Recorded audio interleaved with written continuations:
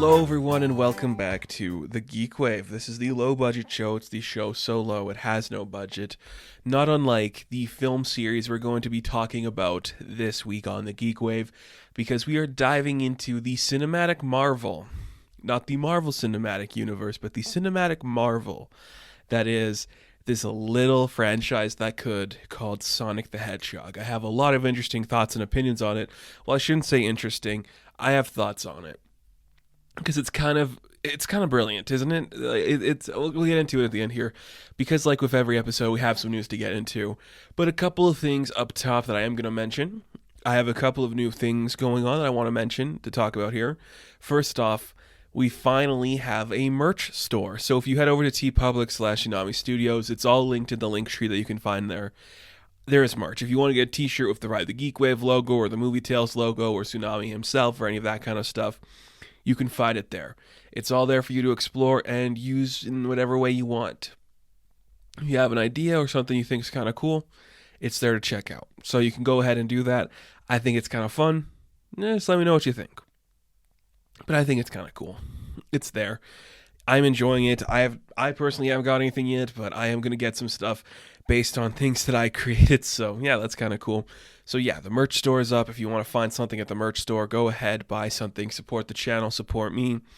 Just rep this product and we can get it growing into some big bad ways. So that's something you can do.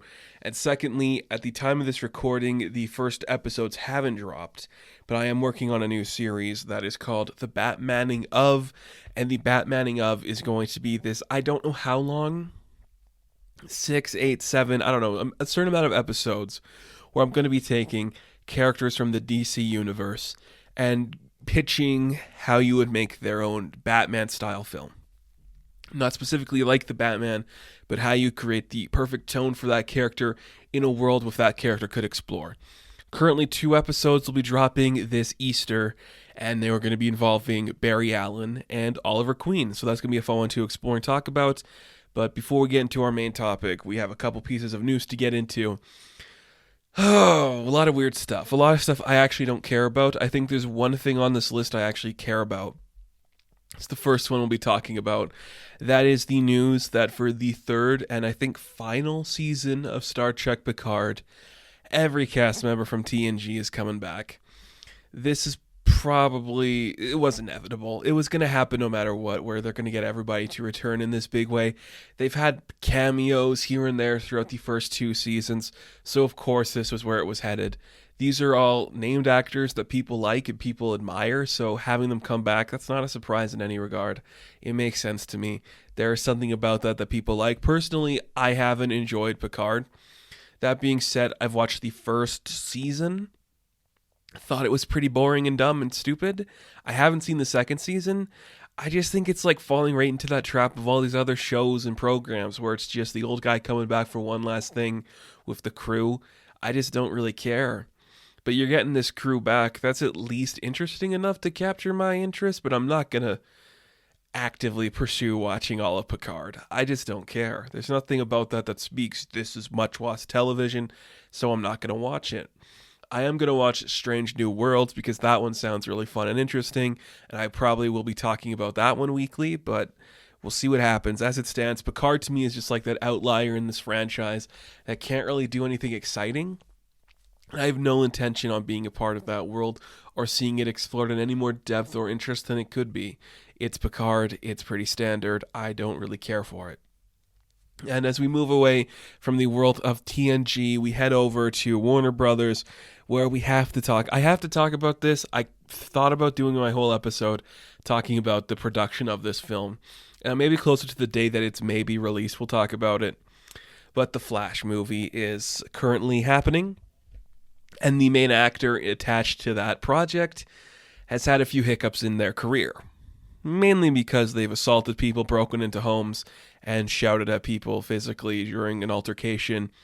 Got arrested, got charged. Ezra Miller is currently on the fast track to become irrelevant in Hollywood. They are not in any of the marketing for Fantastic Beasts, whoever gives a shit about Grindelwald's lover, Dumbledore, whatever. It's so hard to think about the future of this character. And by character, I mean, I shouldn't say character. I should say it's so hard to think about the future of Ezra Miller at Warner Brothers because they are currently attached to two of like the biggest tentpoles at the company. Fantastic Beasts, where I'm sure they haven't had a big push because I haven't seen them in any of the marketing, and I don't imagine they're going to have a big role in the final cut of the film. It is not released in Canada at the time of this recording, so I haven't seen it, and I don't really plan on seeing it. And then I guess they had Warner Brothers, I should say, had an emergency meeting to talk about what to do with the Ezra Miller situation. And it sounds like they're going to do absolutely nothing, which is pretty standard for Warner Brothers. It's not a problem until somebody says it's a problem. Even if Ezra Miller did something bad and nobody said we should get rid of him, Warner Brothers is reactionary as opposed to actionary.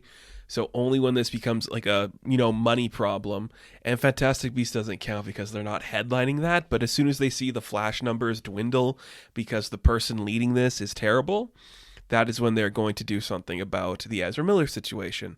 So I guess somebody at Warner Brothers said we didn't have that meeting. This is all being blown out of proportion. I'm like, there's no way you haven't had these talks because the Academy responded faster to Will given less of what they did.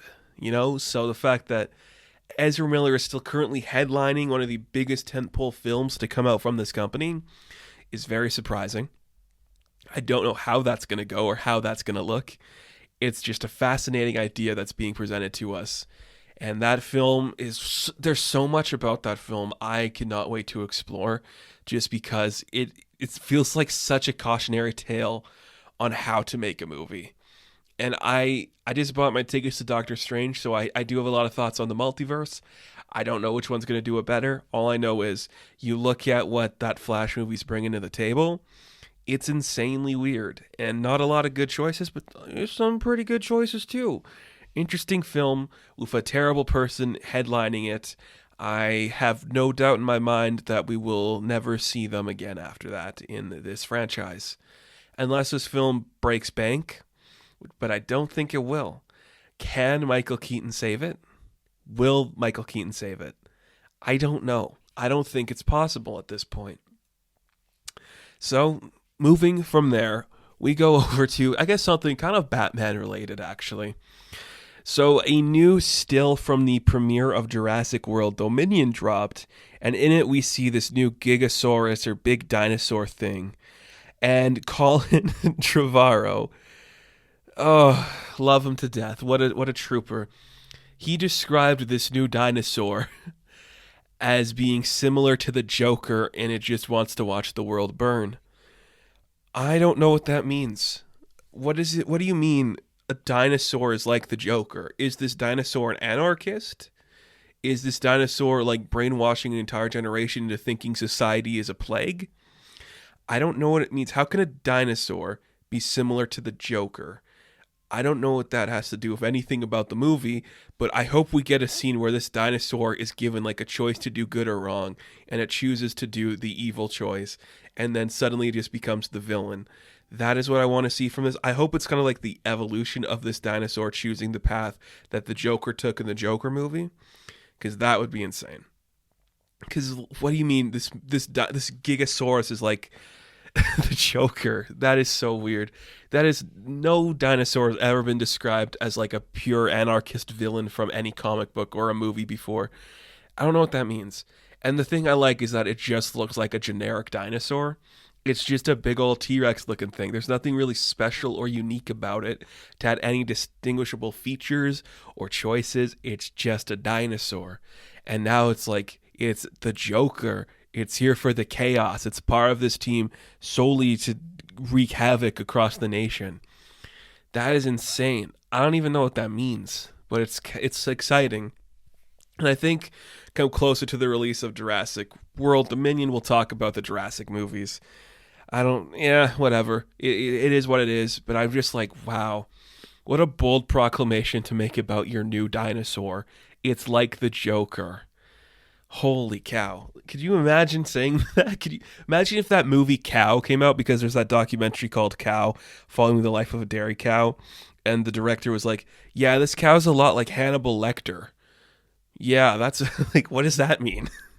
It's just insane, and I love that so much. Moving from there, We go to another thing that was inevitable, and I'm sure some people will be happy about this. I currently don't care. Fast and Furious 10 is on the horizon. If people are interested in that, that's great. I hope people like it. But Vin Diesel took to his Instagram or something, and he announced that Brie Larson will be joining the cast. I'm sure to somebody who cares about these franchises, that's kind of cool. I'm not a Brie Larson hater like some people. I'm not going to sit here and tell you she's a great actress. Room is the standout in her career because it's her only good performance. And I'd argue she's not the best performance in that movie. It's the performance by Jacob that makes her stand out as brilliant. But cool. I mean, that's the trajectory this franchise is going. Eventually, it's going to make her more money than Captain Marvel will, because they're going to slowly phase out Carol because she's an irrelevant character now that we have Monica and Kamala, two better versions of what that character represents. So throw her in a Fast and Furious. I'm sure people will go bananas for that if they like that. Or is the crossover between the Fast and Furious and Brie Larson fandom very slim and they're making a bad decision? I could see that going either way. It's either like, this is the right choice to do, this is going to get seats in our theater, or it's like, oh, now you're adding a woman who isn't tough and cool. You know, like Michelle Rodriguez is cool and tough and sexy, and Charlize Theron is sexy and hot and cool, and everyone's beating each other up and kissing. Is Brie Larson the right type of that to make people in that franchise like her? I don't know. I think that's awesome. See, all this news we're talking about is bad stuff, because I'm like, this is so stupid. But it's kind of funny if you actually think about it. Like, this is cinema now. Joker, dinosaurs, and Brie Larson and Vin Diesel working together. It's cinema. That's where we are. I have one final piece of news that I didn't really want to cover, but I'm going to because we were already talking about Brie Larson. Let's talk about another figurehead of the MCU. RDJ, Robert Downey Jr., the Jr., is currently thinking about starting a production company solely for the Sherlock Holmes stuff. He says Sherlock Holmes 3 is coming. I'll believe it when I see it, RDJ, because I honestly don't believe you're going to make it. You're going to be 60 by the time the thing is released. Nobody wants to see you do this. I guess everybody wants to see you do this. For some reason, people like RDJ as this character. I think he's fine. I don't think it's going to hold up as well as people think when you go back and watch those. They are very much of the time they were made, which is like the late 2000s, but whatever. I don't care. I don't care. It's going to happen. People will watch it. Whatever. And I guess from Sherlock Holmes 3, it'll be spinning off into television stuff because we can't do this anymore without spinning off into something else. I feel like every franchise has been doing this lately. I don't care, man. Do whatever you want with Sherlock Holmes, but come on, really? You want to spin it off from Sherlock Holmes 3? Who are you even going to introduce? Enola Holmes already has an award-winning franchise without you. You are not needed in this world, so whatever, man. A Moriarty prequel? I don't know. Who can you spin off that's interesting enough? Unless you take all the other like creations from the writer and put them into one cinematic universe, but that sounds terrible. Whatever. There you go. There's the Sherlock Holmes talk and RDJ talk. So yeah, everyone's having fun. Everyone's having a good time. Everyone's coming back to their old roles and going to new places and this creative stuff. We're going to take a break, and when we come back, we're going to go fast because we got to go fast talking about this guy. It's the Sonic the Hedgehog time.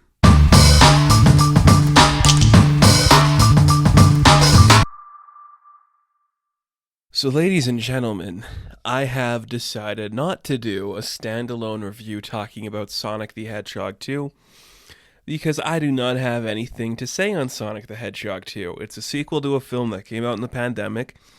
It performed better than the superhero film that came out in the beginning of the pandemic, and it's performing better than the one that's out now. The key to this is, if you are a superhero film coming out the same month or week as Sonic the Hedgehog, you're going to lose. Because kids like Sonic more than they like Morbius.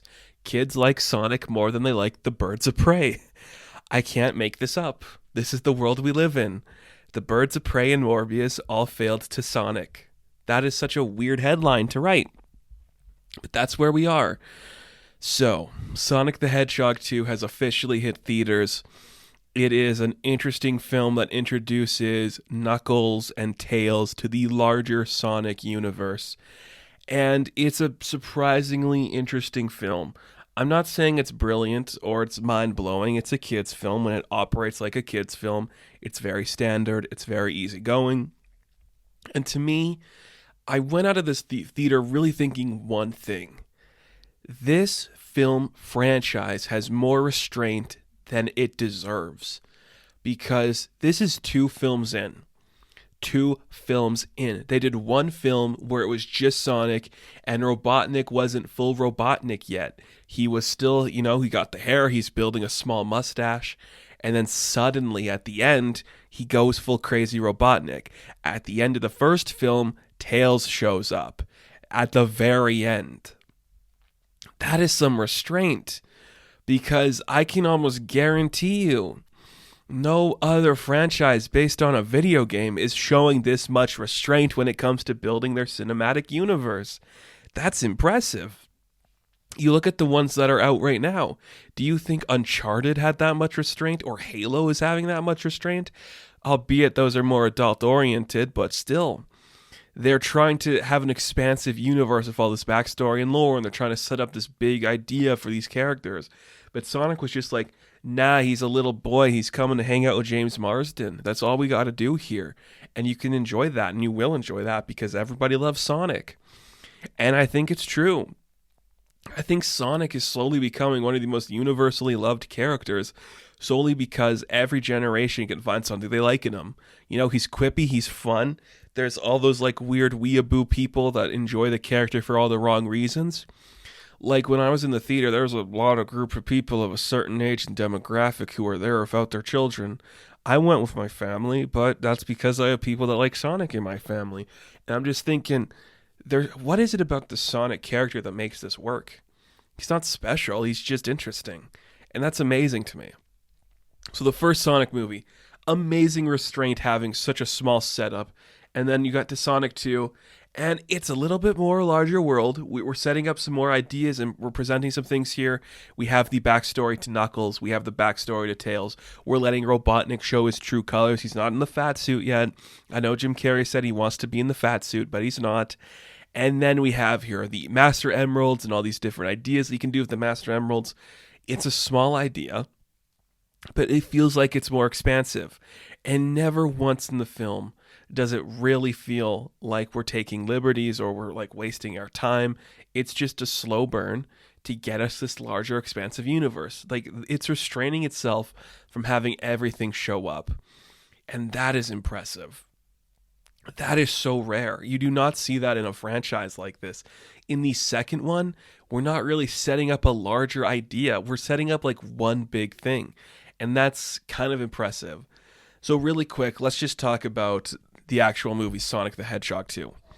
It's solid. It's about on par with the first one. Maybe not as funny. The story does lag a little bit, but everyone I saw in the theater was laughing and enjoying it. It's kind of funny.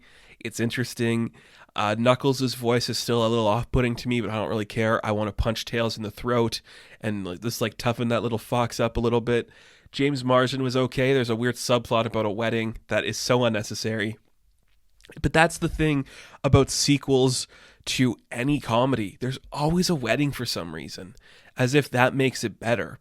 It's just kind of like that end plot where you have any type of rom-com or any type of comedy story. It either has to end with a funeral or a wedding or some really bizarre thing that doesn't connect to anything. You can't really have anything in between like that.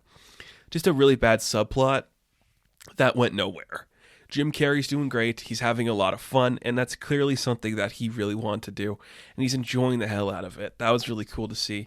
He's doing great. Everything about this, it's working for the audience it's working for. That audience just isn't me.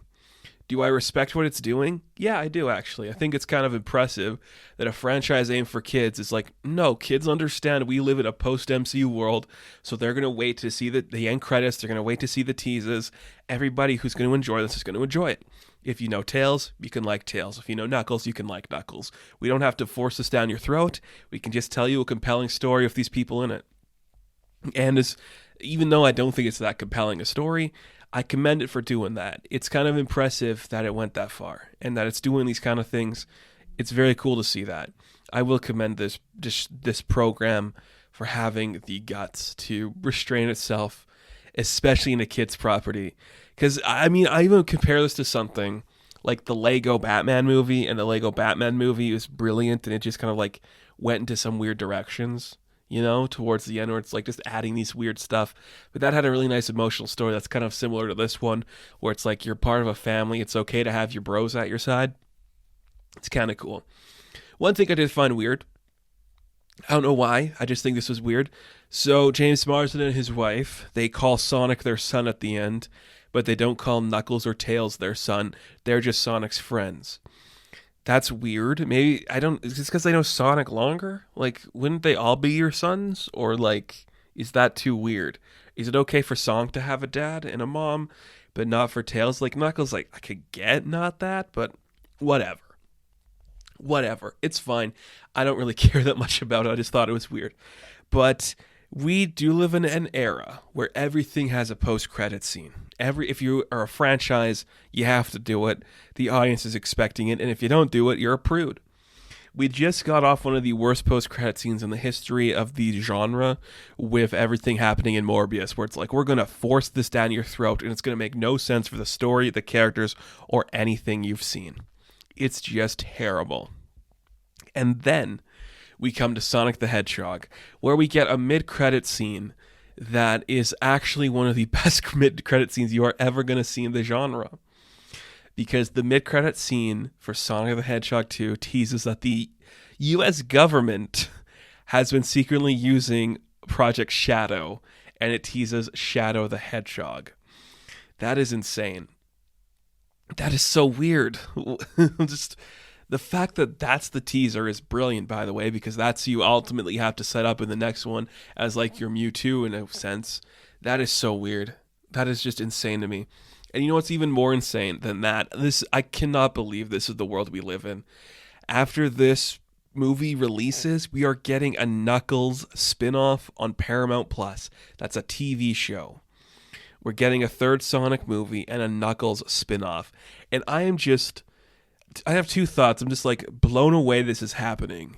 Like, Sonic became this big of a franchise, the highest opening weekend for any video game movie ever, beating everything in its tracks. It's already on like a projected $200 million opening week. It's brilliant. That's insane. My other thought is, wow, that is some restraint. Like, you really actually just set up an origin for Knuckles in the movie, and now you are giving him his own solo series. Like, that's impressive. And I'm just generally impressed they're doing that, because if Sonic is like doesn't have Knuckles in the sequel, you understand why.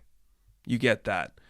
And it should be said right now, I know literally nothing about the Sonic the Hedgehog lore, so I thought we would take a moment to go through a list of characters in the Sonic mythology, because I have them pulled up here, and we are going to find a way to shoehorn them in to this film, to the franchise. Like, where does it go next? What do they, like, respectively do next with this franchise that has been around forever, that people love and adore? So, we had the first movie, introduced Tails. Second one, Knuckles shows up. We have Shadow in the tease. Obviously, the next one is going to get a little more crazy. I think in the next one, we're going to see a couple things. One of them is obviously going to be Shadow, and that leads to the question, who should voice Shadow? Clearly, Idris Elba's doing Knuckles, so it's not going to be him. Who do you get to voice Shadow? Hear me out on this one. I want a really crazy person to voice Shadow that's so wrong for the role that it's just so annoying. I think the obvious choice people are going to think is like, oh, Jason Momoa or something. Get Nicolas Cage to do it. That would be really cool. Just make a lunatic. And like I said, I have no idea how any of these characters connect to who and what part of the franchise. I am not the expert on Sonic. I'm just looking at a list of Sonic characters, and I'm thinking everyone we're going to see. This is everyone I think we're going to be seeing appearing in Sonic 3. There's no confirmation of this. This is just what I think is going to happen. I think we're going to see Sonic in it, Tails in it, maybe Knuckles, maybe Robotnik. I think we're going to see Shadow as the villain. I think we're going to see the Metal Sonic, whatever that is. Is that a creation by Egghead or something?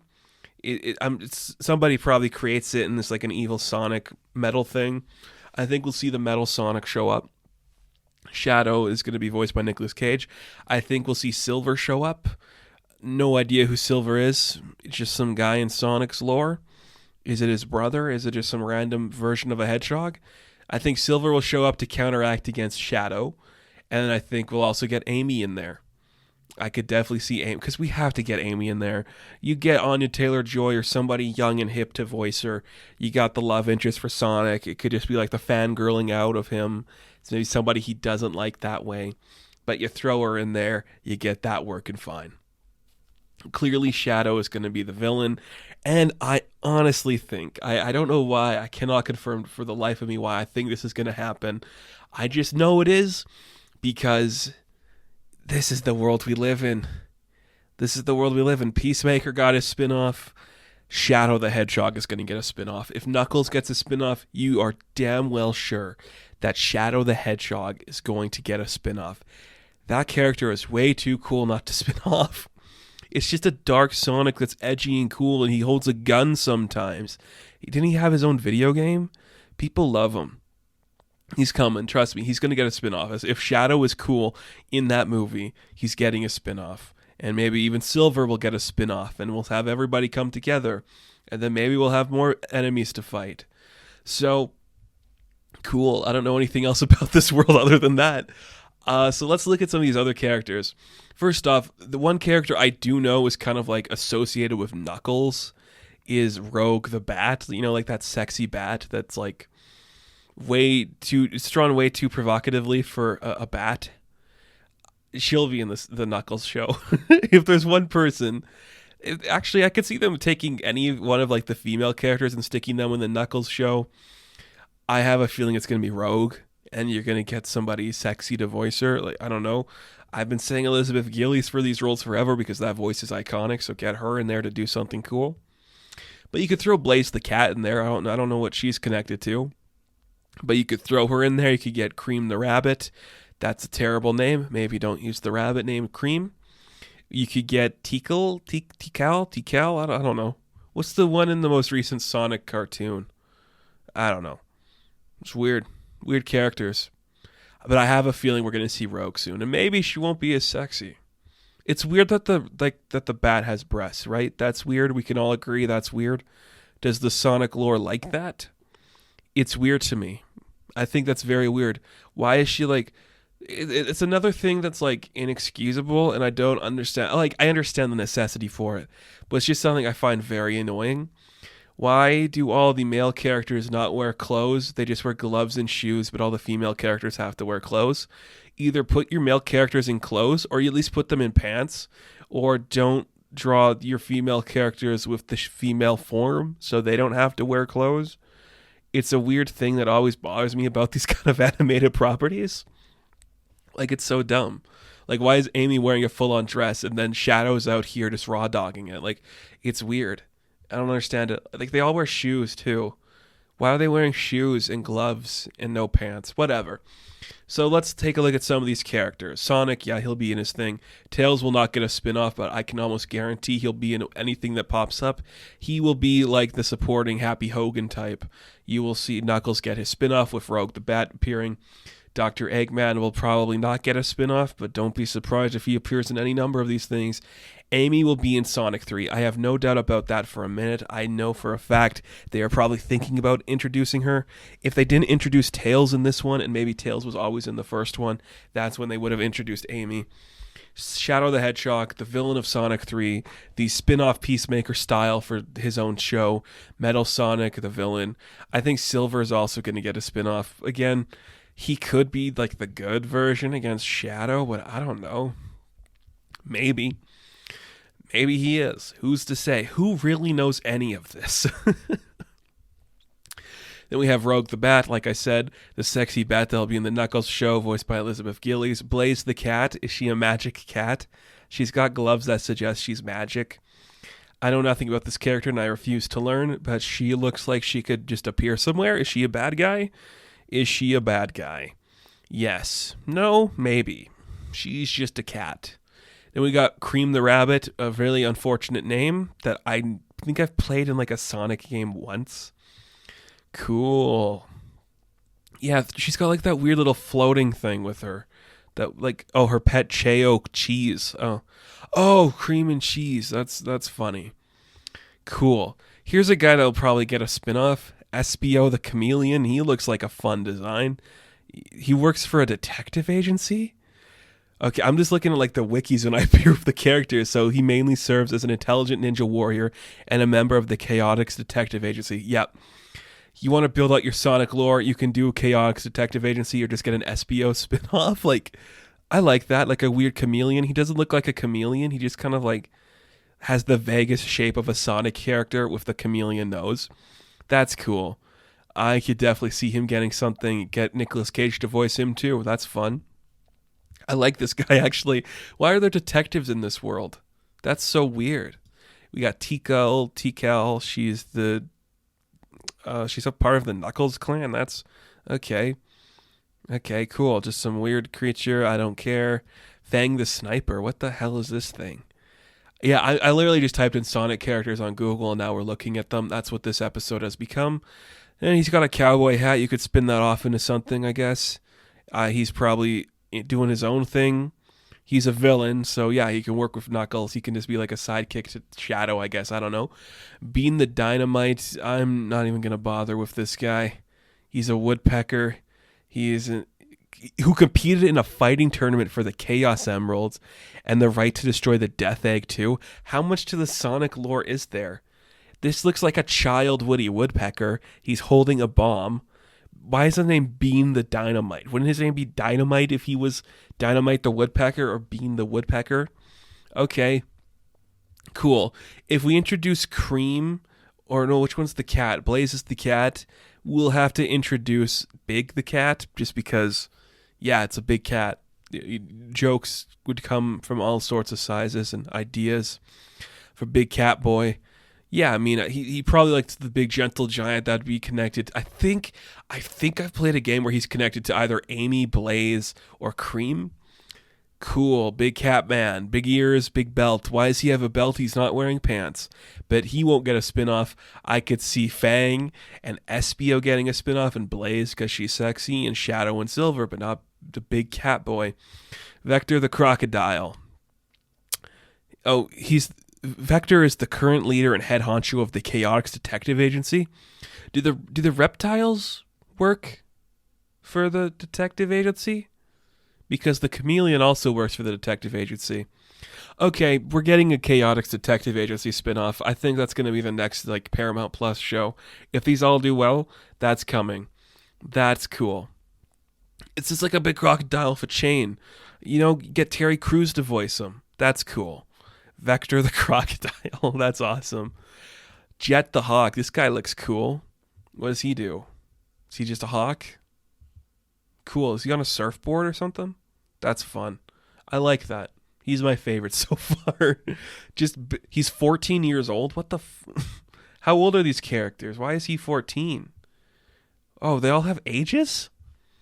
I'm just looking at that now. Does Sonic have an age? Sonic is 15. Okay. That is childish. Okay. Tails is 8. Holy shit. Tails is 8. How old is... Knuckles was formerly 15, but he's 16 now. How old is Amy? I want to know. She's 12? Oh my... How old is Shadow? 18. 50 plus chronologically? What? How old is Blaze? She's 18? Okay.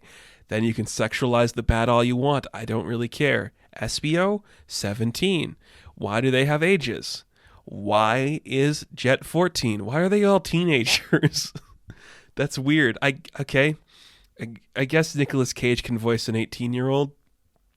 That's cool.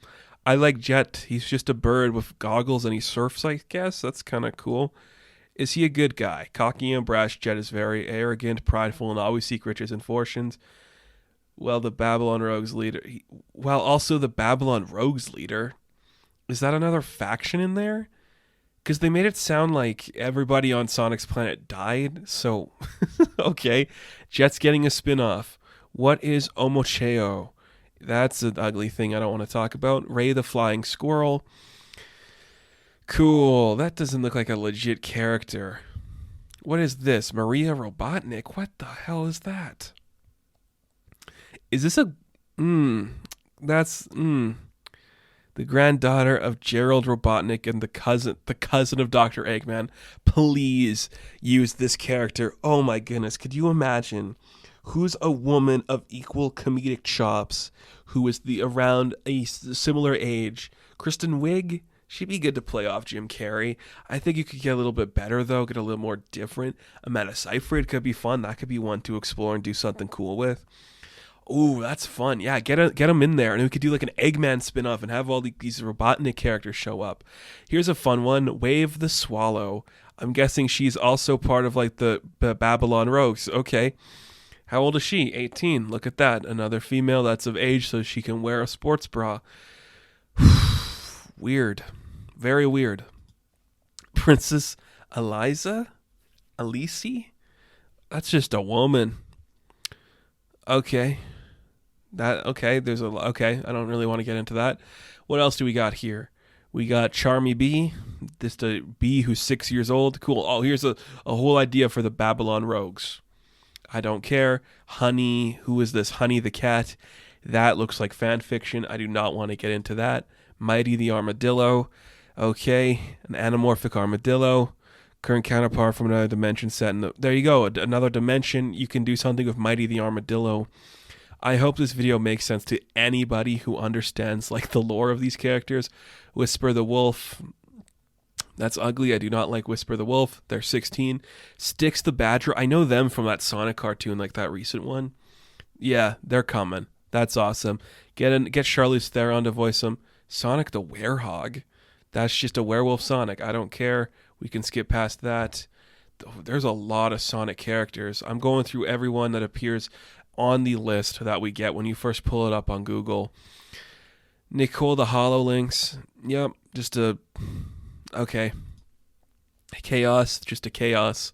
Fiona Fox, that's not a real character. I don't care what anybody says. Shade the Echidna, like the Knuckles counterpart to Shadow the Hedgehog. The Dark Brotherhood, I don't care. And this one's just named Anton de Colette. That's a full name. Phyllis the Dark. Oh my goodness. That's just... I don't like that. Master Zik. That's stupid. Bunny Rabbit. Sally Acorn. These aren't real, are they? Marine the Raccoon. These can't be real. Scourge the Hedgehog. What is up with this guy? Black Doom, Infinite. Yeah, okay.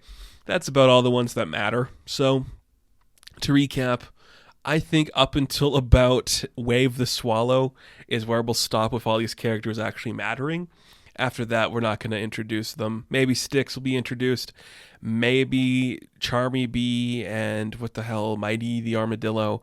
Maybe we won't see anybody past that.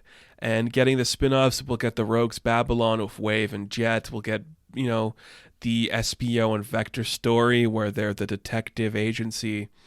Rogue will appear in Knuckles, and then Shadow will get a spin-off, and Silver will get their spin-off, and we're literally going to be seeing about 10 more years of Sonic films coming out. So get used to it, kids. This is the world we're living in. Sonic is going to be a big cinematic universe, and it's never going away. It's going to be working forever. Maria Robotnik had her own TV show. Sorry, I just had to click that link. What does that mean? Did she? That's weird. I do not like that. Or is she connected to Sonic X? I don't know. There's so much Sonic lore. I'm just saying, these are the things you're going to be expecting. And James Marsden will be in all of them. Because that's James Marsden. This is stuff he loves for some reason. Just working with, CGI characters in a fictional world based on Earth. He loves doing that. He's done a few of them. It's weird. Very weird that he does them. But that's all we got. That's the future of the Sonic Cinematic Universe. Which one is your favorite? Which one do you have fan art made where they're not wearing their boots? Which one do you want to see get a spin-off? Personally, I like this Jet guy, Jet the Hawk. That's a cool name.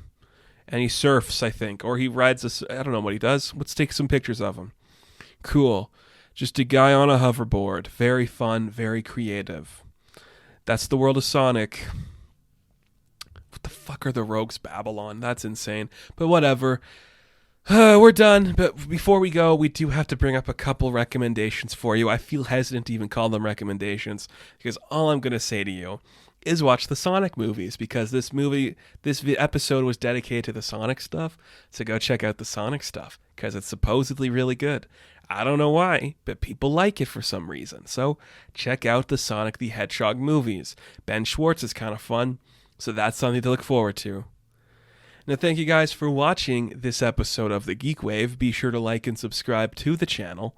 As always, you can check me out on Instagram, TikTok, and Twitter. And if you happen to be listening to this on the podcast feed, please give us a rating over there. It definitely helps out. As always, you can check me out on Instagram, TikTok, and Twitter. And I will catch you in the next one. Have fun. Stay safe. Good luck.